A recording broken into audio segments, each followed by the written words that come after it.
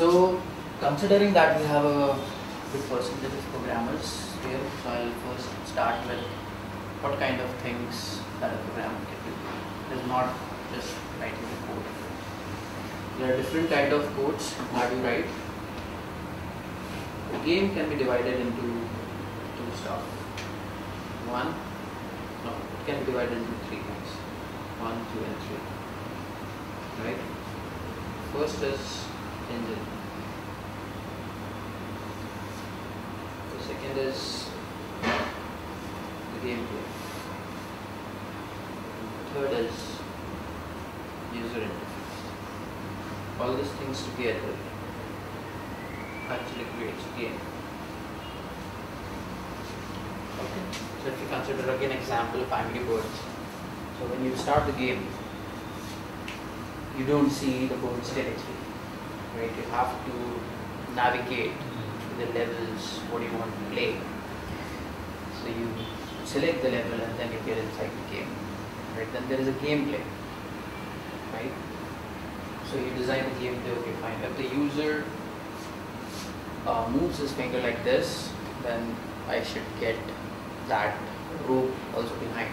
And when I leave this, the bird should take a projectile or something like that, right? So that is what the gameplay is.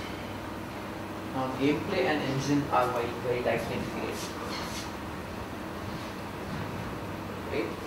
So when the bird is thrown, for example, the way it takes the projectile is decided by the engine. Like there is a code that is written in engine, which is something that we'll be talking about, which is called the physics engine, that mostly takes care of that. Right? Then the bird will come and collide with something. Right? So a gameplay programmer will say, okay, on collision, do this, for example. A gameplay programmer will say, this is how the different characteristics of the bird should look like. It could have different masses, for example. Right. Now there is a special kind of bird in Angry Birds you must have seen, which gets divided into 3. The blue one. That is also the work of a gameplay programmer. But on all 3 birds that are divided, the physics that is working on each of them will be same. Now there is a bird, I think, which is a little heavy as compared to others. Right? So again, that will be the part of gameplay programming. Right? So in engine there are a couple of things. One is, which is something that we see most of the time, is called as graphics, which is the role of a graphics programmer.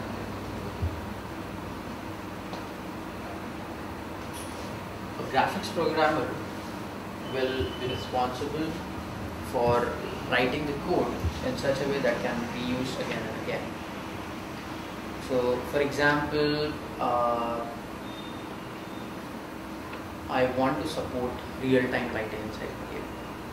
Right? So for example, I want to see shadows. When I'm moving, when my character is moving on the screen, I should be able to see the shadow. That is what a graphics programmer will write. In addition to a lot of other things, I'm just giving you an example. It's not only limited to that. Right? For example, there is a concept called as bump mapping in 3D graphics, right? In which you make an object look 3D even if it is 2D. So that is what a graphics programmer will do. Lot of things which is very similar to this.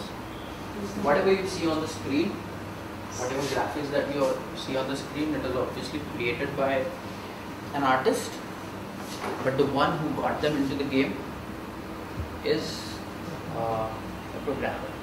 And also artists are never going to create everything. For example, lighting, right? The shadows, for example, they can't create because you never know how the player is going to interact inside the game and it's going to interact with the environment, for example. Right? And there is something called as physics program.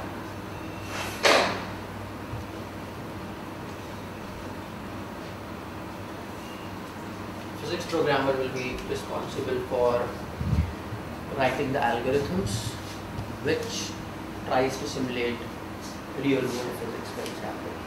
Say a ball movement, for example.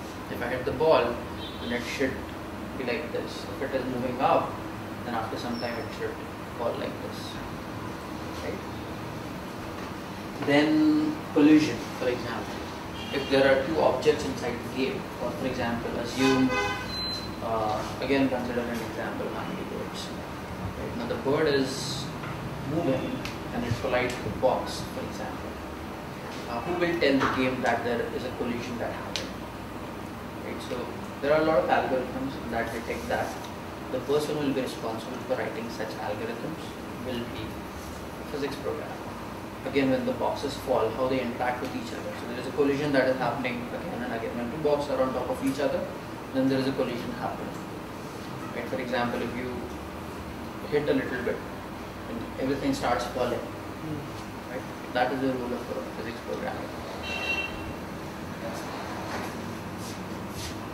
Then there is something called as network programming.